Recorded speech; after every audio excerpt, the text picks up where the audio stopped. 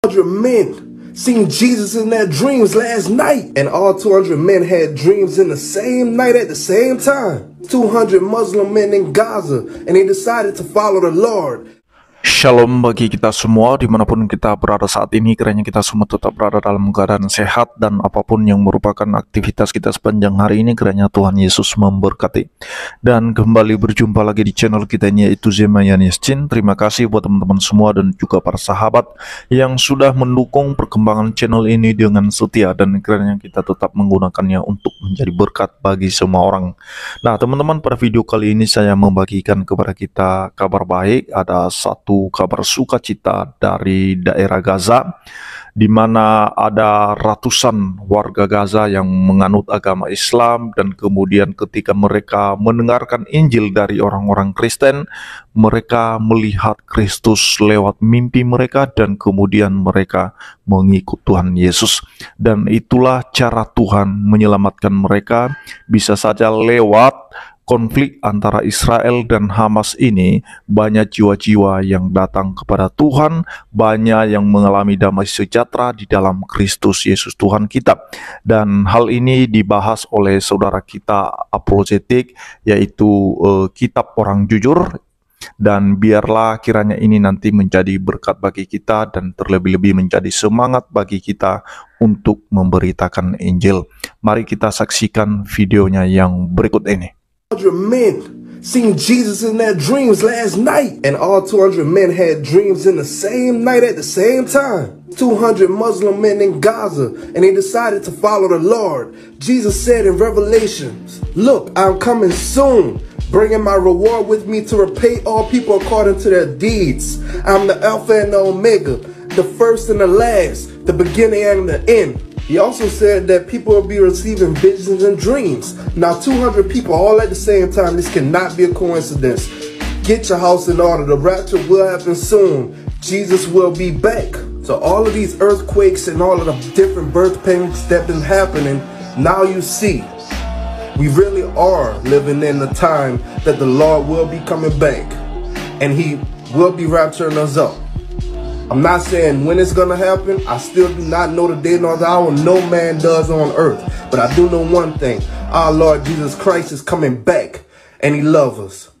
Kali ini saya akan menyampaikan sebuah kabar gembira bagaimana orang-orang di Gaza mengenal Tuhan Yesus melalui kejadian antara Israel dan Hamas, sahabat. Dan berita ini saya ambil dari CBN. Kita tahu, sahabat, CBN bukanlah media abal-abal ya. Ini media internasional, sahabat, yang cukup diakui oleh dunia karena beritanya yang aktual, tajam, dan terpercaya. Jadi begitu, sahabat ya. Jadi saya melihat berita di CBN ini, sebenarnya ini adalah berita berbahasa Inggris, tetapi saya terjemahkan di dalam bahasa Indonesia ya. Beritanya begini. Saya terjemahkan di bahasa Indonesia. Kalau bahasa Inggrisnya begini, sahabat. Supernatural move of God in Gaza. Jadi itu berita bahasa Inggrisnya. Kita terjemahkan ke bahasa Indonesia, sahabat ya, supaya kita dapat untuk memahaminya. Jadi saya tunjukkan bahasa Indonesianya begini.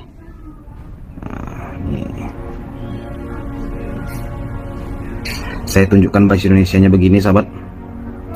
Dari CBN ya, jelas ya, ini begini dia, sahabat.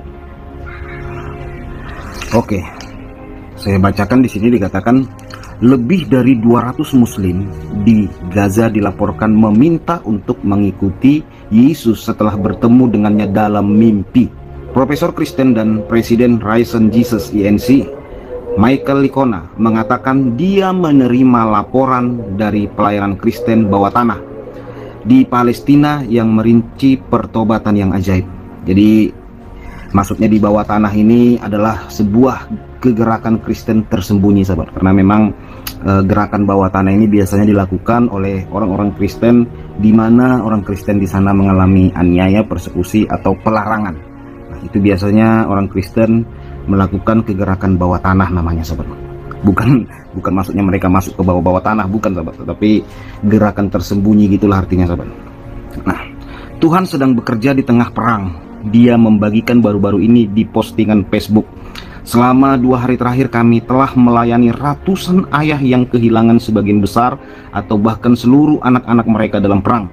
Saat kami memindahkan orang-orang ini ke tempat yang aman, kami memberi mereka makan, mencuci pakaian mereka, dan mulai membersihkan rumah mereka, bacakan Alkitab kepada mereka, berbagi jalan perdamaian melalui Yesus. Kemudian mujizat besar terjadi. Tadi malam Yesus menampakkan diri kepada lebih dari 200 orang dalam mimpi mereka.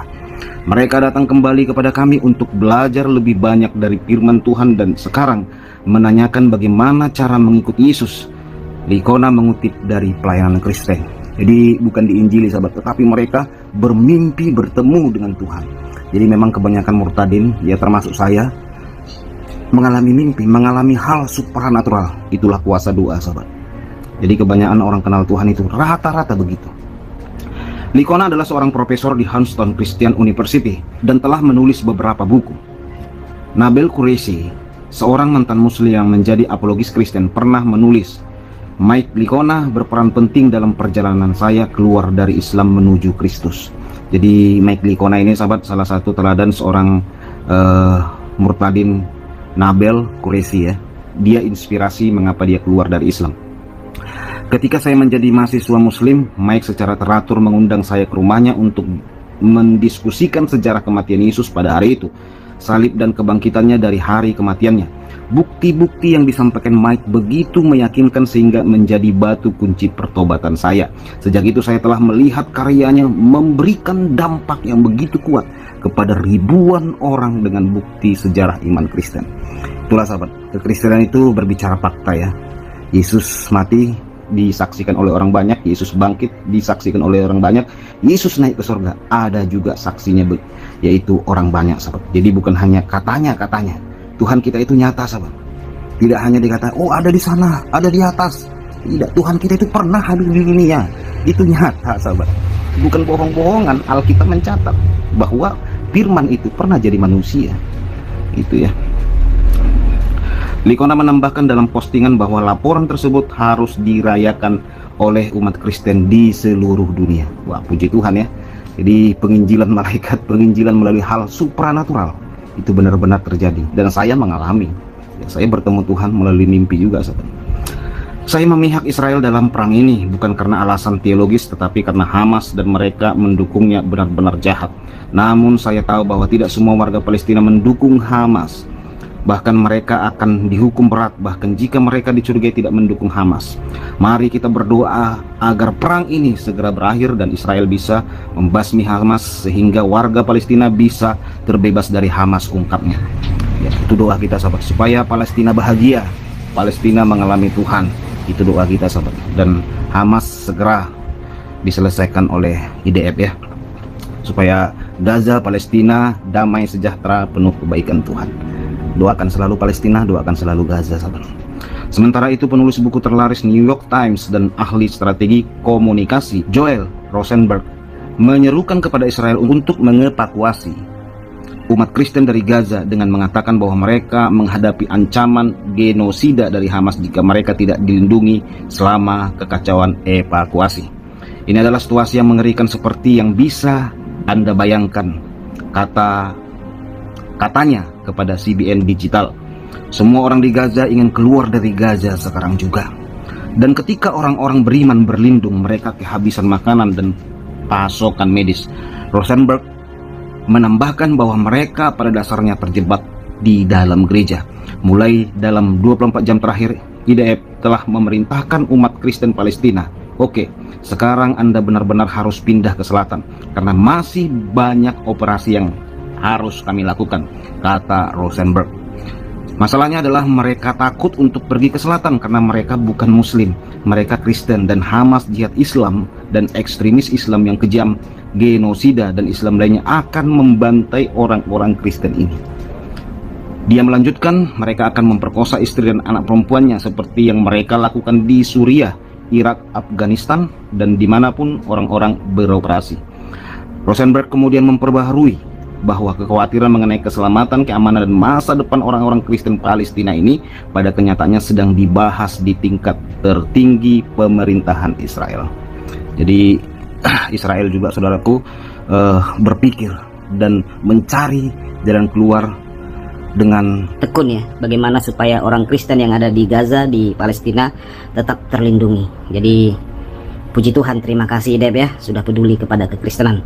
Jadi itu dia videonya teman-teman, kita sudah mendengarkan bagaimana warga Gaza ya melihat Kristus lewat mimpi mereka, bahkan disaksikan oleh seorang murtadin tadi, yaitu Pak JDP Channel atau nama channelnya sekarang Kitab Orang Jujur. Dan dia mengalami sendiri bahwa dia melihat Tuhan itu lewat mimpi. Dia menjadi pengikut Kristus itu lewat penglihatan dalam mimpinya. Dan kita percaya bahwa itulah cara Tuhan untuk menyelamatkan setiap jiwa.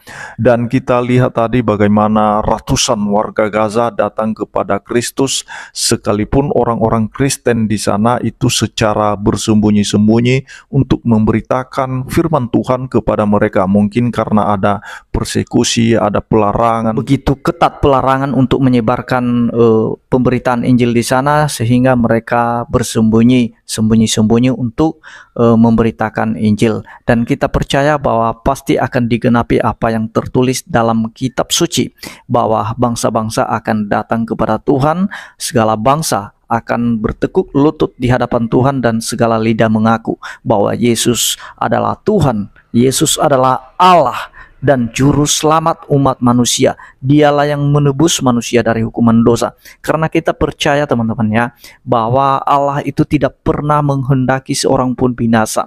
Tetapi apa boleh buat, karena manusia keras hati, mengeraskan hati dan menolak Kristus, menolak kabar baik, menolak penebusan itu.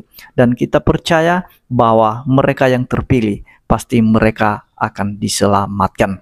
Dan kiranya ini menjadi satu semangat yang baru bagi kita untuk terus memberitakan Injil dalam situasi apapun.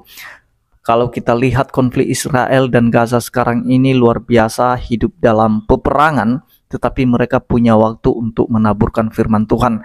Dan setiap hati yang terbuka, di mana hati mereka menjadi tanah yang subur, pastilah firman Tuhan akan bertumbuh di sana dan mereka menghasilkan buah.